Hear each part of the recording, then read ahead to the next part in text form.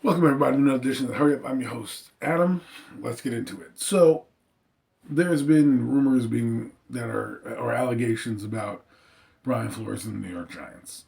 And I'm going to address that issue. The elephant in the room here is that there's an issue in the NFL with minority candidates going across the NFL. Is that true? Yes. I can't deny or say yes. Have there been minority coaches? Yes. Are there a few now? Yes. Couldn't there be more? Yes. And I think the NFL is, whether you like the rule or not, are trying to move in that direction. Whether or not they are progressive enough, fine. But I don't believe, you should even need an incentive. It should be the best man gets the job. But hey, what do I know, right? And in a lot of jobs, you got to ask yourself this question too. We're talking about jobs here. A lot of jobs ask you on applications, what's your ethnicity? Now that should not be coming into play, but jobs ask you that question. It's because they have to, by law, bring in a certain number of people within the organization that are making them diverse, right? Because of this, it's allowed people like myself to get jobs. Not that it's based solely on the way I look, and it shouldn't be.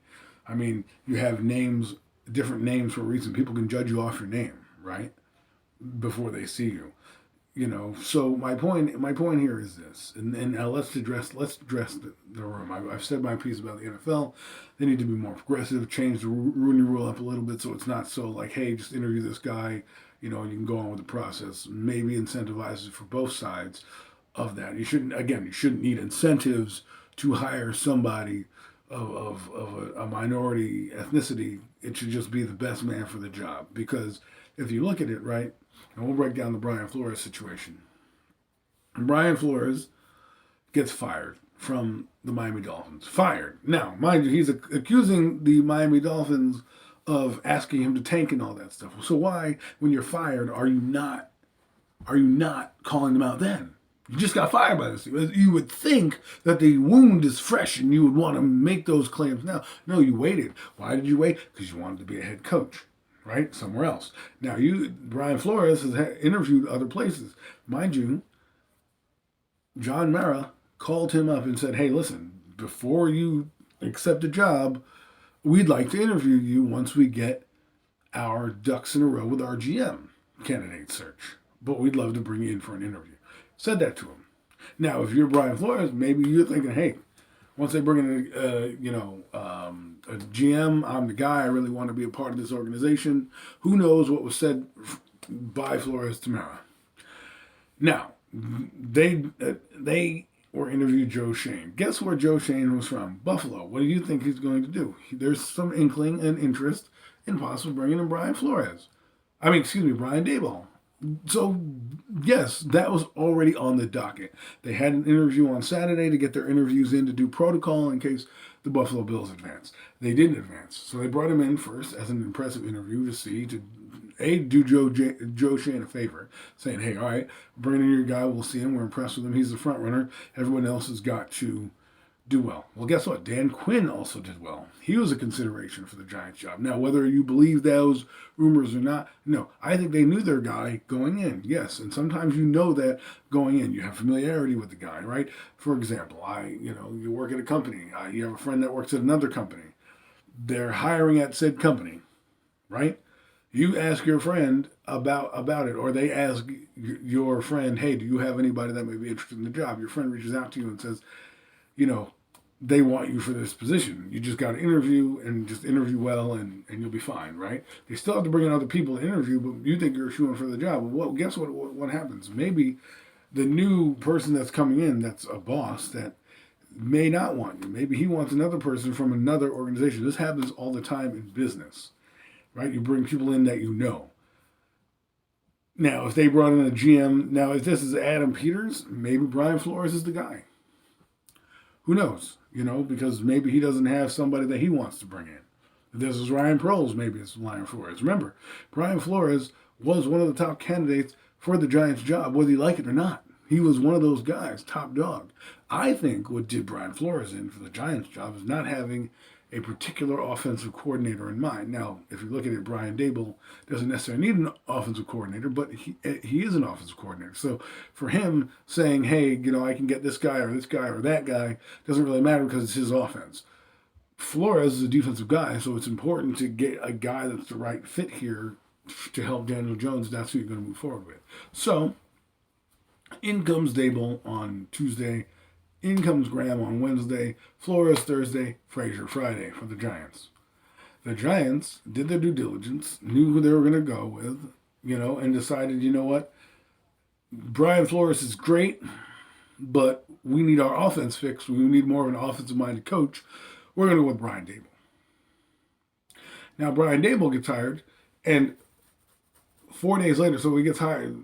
So basically, they hire him Friday night. Saturday, Sunday, Monday, and then Tuesday. So you had 4 days, 4 or 5 days to sit on this, and other teams calling you, and you bring this up. Oh, well, the Giants are racist. They knew because of a text message from Bill Belichick, who probably, if you connect the dots, probably talked to Bill Parcells, who probably talked to Joe Schoen. Joe Schoen probably talked to Bill Parcells about the guy that he was most interested in. Parcells brought it to Belichick. Belichick probably texted Brian Flores, unbeknownst to that his information was going to be out there, privy to everybody to see. So now Flores doesn't get the job, right? 4 days later, doesn't get the job. And now you come out with all these allegations about, oh, well, the Giants are, a team that doesn't want a minority as their head coach. What if the opposite had happened? What if Brian Flores got the job? And then Brian Dable said, well, hey, why is, he getting the job over me? I have the same credentials. Oh, it's because of this. Well, you know what I mean? It shouldn't be because of skin color or anything. It should just be that you are the right fit for the job. And I'm thinking that Brian Flores is a little butthurt for not getting the Giants job, the one that he thought he was getting, because, maybe Mara indicated on the conversation, saying, hey, we really wanted to interview you. He had the Parcells ties, who probably was telling him, hey, you're a candidate for the job. You have Bill Belichick, who probably was, talking well about it. And all of a sudden, they hire somebody else. I mean, if you knew what you knew on Monday about the Giants possibly taking Brian Dable, then why not rescind your candidacy? Say, listen, I'm not interested in the Giants job anymore.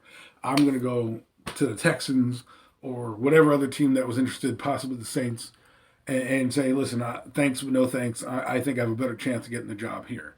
No, instead you waited 4 days, got your ducks in a row, felt a little salty about it, and then threw the shade on it. Now, mind you, the Giants have had, minority candidates in their positions of power. Jerry Reese, hello, 10 years as, an executive with this team. I mean, we forget about Mark Ross, his assistant GM, another minority that was in a position of power building the team. I know people are like, well, they don't have a starting quarterback or whatever. They've had some minority players on their team as quarterbacks. Anthony Wright is one that comes to mind. Geno Smith is another one that comes to mind. Yes, they were backup quarterbacks, but who did they have in front of them? They were playing with Eli Manning. They're not just going to take Eli Manning out and be like, well, here it is. I think too many people get caught up, and once race happens, it's like, oh, we got to run to it because it's race. It's like, listen, yes, if you want to talk about the NFL as a whole, probably. If you want to talk about the process being what it is, yes, it happens. But he could have said that about any organization. No, he specifically went after the Giants because I think he thought he was a better candidate, and they had already made their decision. That happens in interviews. I'm not justifying or saying the Giants don't like a certain individual for what they look like. I don't believe that. If that's John Mara, I can't speak to John Mara. I don't know him. He's the owner of the team. I never sat down with him. From what I've heard, he's a nice man. He's a good dude, right? And I don't think that he would be that close-minded to be like, this is how it's going. Yes, has it not happened in their history? Yes, things change. Things happen. I mean, if you want to look at baseball, how come no one's going after the Yankees when they fire their general man, their coach, their guy? You know what I mean? How many minorities are leading the Yankees. You know what I'm saying? They might have had a few in their time. I'm just saying, like, we got to look at the bigger picture here is we've got to figure out how we can all come together and not make a determining factor either way. Because if you look, if the optics aren't good for Brian Flores, because you're going after two different organizations. You're going after Miami for telling you to tank. Okay, now I'm sure Miami doesn't want that to be out there, but paying you to tank, that's not good. I would have came out with that as soon as I got fired. I'm like, well, drop that nugget. But you waited. You waited. You had chances to get jobs, and now it looks like Brian Flores may not have a job. And now, of course, we're in this society where everything is awoke. Everyone's it's like the only way you're going to beat it is by making a difference, not doing it after you didn't get something, right? Because to me, if I went into a job and I didn't get the job and I'm screaming bloody murder, it's because I'm this, it's because I'm that, I have curly hair and they don't want to hire me.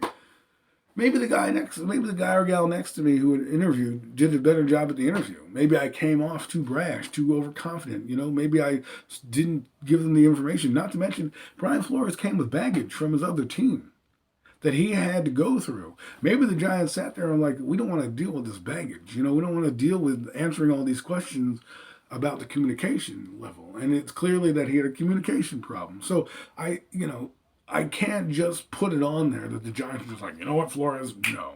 You know what I mean? Is this rule in the NFL that needs to be looked at? Yes, it's a rule that needs to be looked at.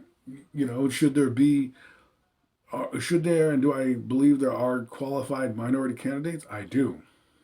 Do I know why they don't get jobs? I don't. Right? But if you're look at Mike Tomlin. Because of this rule, he got interviewed, and guess what? They were like, man, this guy blew us away. Boom, give him the job. And he's been with the Pittsburgh Steelers for 15 years. You know what I mean? You've had guys like Todd Bowles, Herm Edwards, Lovie Smith, Ron Rivera, Robert Saleh. I mean, the list goes on. People forget about this. The Philadelphia Eagles, Ray Rhodes was a head coach for them years ago. Okay? So I'm not saying it's right or wrong.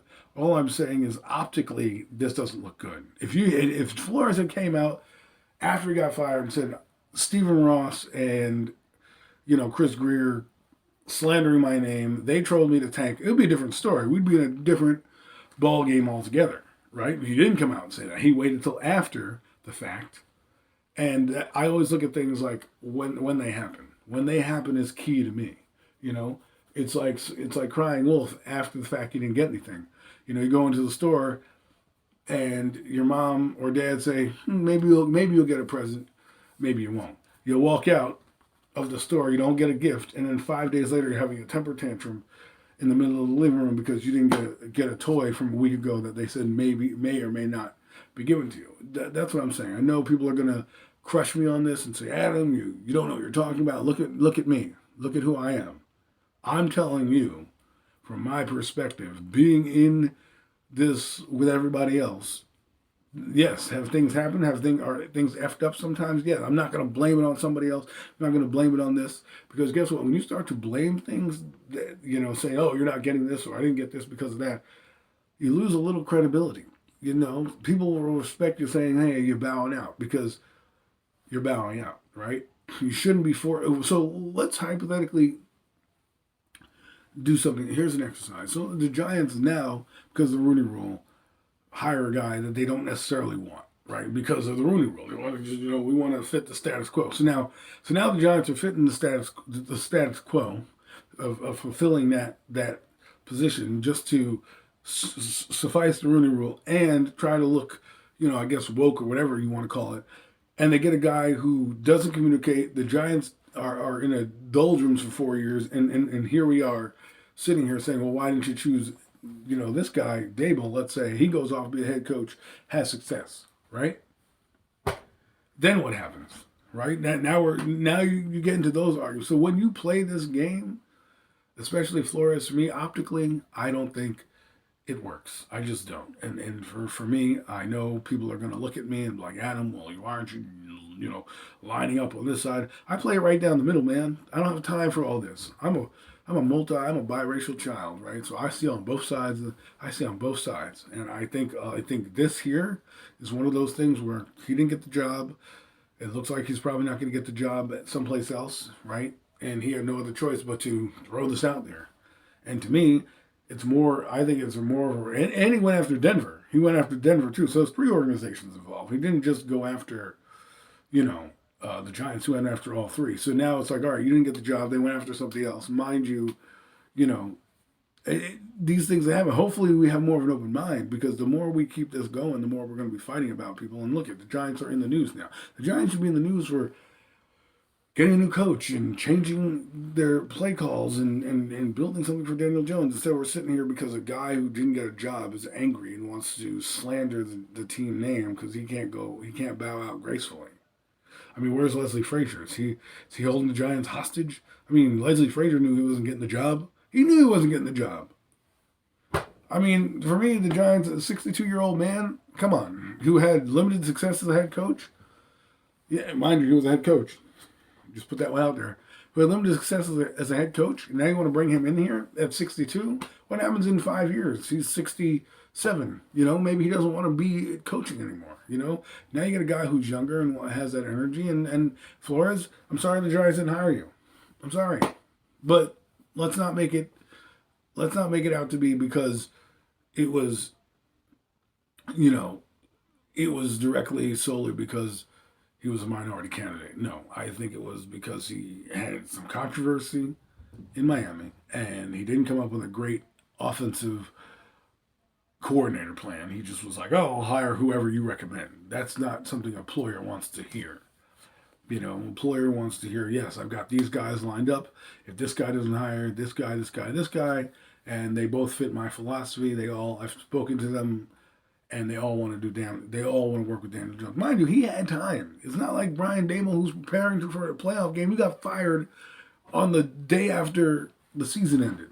So you had a couple weeks to get your ducks in a row and go in there. And you go in there on a Thursday with intel on Monday from your friend Bill Belichick saying they're probably going to go with Brian Dable. At that point, I would have went back to my agent and seen if Denver was still available and if the Texans were available. At that point, if they said they are, I would have done that. Why put yourself through all this? Now you may never get a job again. You know what I mean? And I'm not trying to say don't open the can of worms for a bigger picture because we all know that we need to have a bigger picture. But what I'm saying is like we need to get off this train, and sometimes it's the right guy for the job, you know.